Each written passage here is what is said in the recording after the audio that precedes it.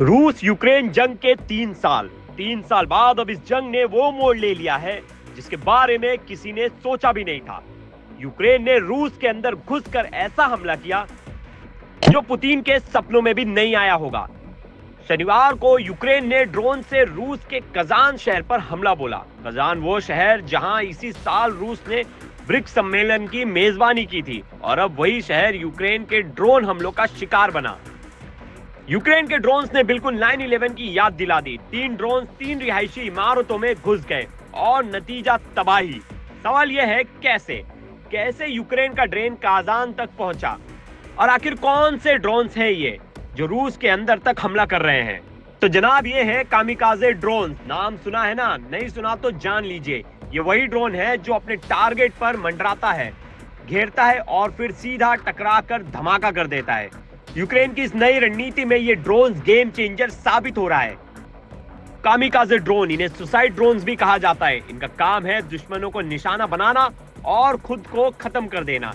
ये ड्रोन उड़ते रहते हैं, सही मौके का इंतजार करते और फिर यूक्रेन ने रूस के खिलाफ इन्हीं कामिकाजे ड्रोन्स को इस्तेमाल किया है। रूसी सेना का दावा है कि यूक्रेन ने 3 अलग-अलग लहरों में अपने फिक्स्ड विंग्स ड्रोन्स भेजे थे। कुछ को मार गिरा गया, लेकिन कुछ ड्रोन्स अपनी मंजिल तक पहुंच गए। सवाल ये नहीं है कि रूस ने कितने ड्रोन्स मार गिराए, सवाल ये है कि यूक्रेन इतने अंदर तक कैसे पहुंच गया। यूक्रेन के पास ये ताकत आई कहां से? दरअसल यूक्रेन को अमेरिका और फ्रांस से कुछ खास कामिकाजे ड्रोन्स मिले हैं। ये स्विच बेड और कोलिब्री ड्रोन्स हैं। एक ड्रोन 5 किलोमीटर तक मार कर सकता है तो दूसरा 10 किलोमीटर तक। ये ड्रोन्स युद्ध के मैदान में कमाल कर रहे हैं। लेकिन जो बात रूस की चिंता बढ़ा रही है वो है यूक्रेन के नए घरेलू ड्रोन्स, खासकर यूज-25 स्काईलाइन। यूज-25 स्काईलाइन ये वो ड्रोन है जिसने रूस को अंदर से हिला दिया है। 800 किलोमीटर तक मार करने वाला ये ड्रोन रूस के लिए बड़ा सिरदर्द साबित हो रहा है। इसकी तकनीकी और रेंज ने रूस की सैन्य ठिकाने तक पहुंचने की राह खोल दी है। और खास बात यह है कि ये रणनीति कोई नहीं है।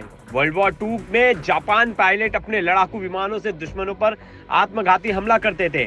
उन्हीं हमलों में से निकली है कामिकाजी रणनीति।